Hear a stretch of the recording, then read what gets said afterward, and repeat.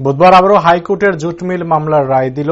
সপ্তাহের মধ্যেই টাকা মিটিয়ে দিতে হবে, নয়তোবা আদালত অবমাননার মামলা গ্রহণ করবে রাজ্য সরকারের বিরুদ্ধে। এ বিষয়ে বিস্তারিত জানাতে গিয়ে আইনজীবী পুরুষোত্তম রায় বর্মন বলেন, জুট মিলের শ্রমিক কর্মচারীরা উচ্চ আদালতের রায় কার্য করার জন্য আদালত অবমাননার মামলা করেছিল। সেই মামলায় বুধবার আদালতের ডিভিশন বেঞ্চ জুট মিল কর্তৃপক্ষ এবং রাজ্য সরকারের শীর্ষ আধিকারিকরা যারা আদালত অবমাননার মামলায় অভিযুক্ত তাদেরকে আপাতত ৮ সপ্তাহের সময় দেওয়া হয়েছে উচ্চ আদালতের রায় সম্পূর্ণভাবে কার্যকারী করার জন্য। ইতিমধ্যে জুট মিল এবং রাজ্য সরকারের তরফ থেকে জানানো হয়েছে যে এখনো পর্যন্ত হাইকোর্টের রায় অনুযায়ী ১৯১ জনকে আর্থিক বরাদ্দ করা হয়েছে। এতে জুট মিলের ৩০ কোটি টাকা খরচ হয়েছে। হিসেব অনুযায়ী ২২৭ জন আর্থিক সুফল পাবেন।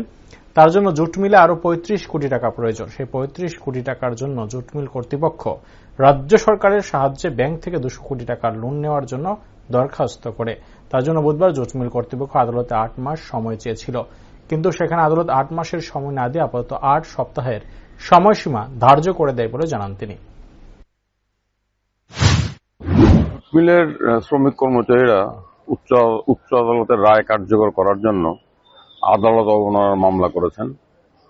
সেই মামলায় আজকে মাননীয় ডিভিশন বেঞ্চ জুট মিল কর্তৃপক্ষ এবং রাজ্য সরকারের শীর্ষ আধিকারিকরা যারা আদালত অবমাননার মামলা অভিযুক্ত তাদেরকে আপাতত ৮ সপ্তাহ সময় দিয়েছে উচ্চ আদালতের রায় সম্পূর্ণভাবে কার্যকরী করার জন্য। ইতিমধ্যে জুট মিল এবং রাজ্য সরকারের তরফে জানানো হয়েছে যে এখন অবধি ১৯১ জন শ্রমিককে হাইকোর্টের রায় অনুযায়ী আর্থিক বরাদ্দ করা হয়েছে। এতে জুট মিলের ৩০ কোটি টাকা খরচ হয়েছে। আর জুট মিলের হিসাব অনুযায়ী আরও ২২৭ জন হাইকোর্টের রায় অনুযায়ী আর্থিক সুফল পাবেন। সেটা খরচ তার জন্য জুট মিলের আরও ৩৫ কোটি টাকা প্রয়োজন।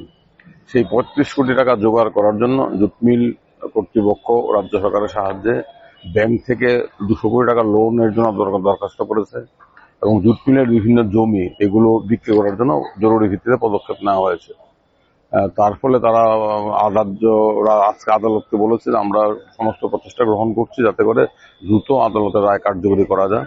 তার জন্য জুট মিল এবং রাজ্য সরকার আজকে ৮ মাস সময় চেয়েছিল, কিন্তু উচ্চ আদালত ৮ মাস সময় না দিয়ে আপাতত ৮ সপ্তাহ সময় দিয়েছে। এখানে উল্লেখযোগ্য যে সেপ্টেম্বরে ২০১৮ সেপ্টেম্বরে আমাদের উচ্চ আদালতের তৎকালীন প্রধান বিচারপতি অজয় রাস্তগী একগুচ্ছ রিট মামলায় রায় দিয়ে রাজ্য সরকার এবং জুট মিলকে নির্দেশ দিয়েছিল যে সংশোধিত বেতনক্রমের সুপারিশ জুট মিলের শ্রমিক কর্মচারীদের বিভিন্ন ভাতা সমেত ১/৯৬ থেকে দিতে হবে। এই রায়ের বিরুদ্ধে রাজ্য সরকার এবং জুট মিল উচ্চ আদালতের ডিভিশন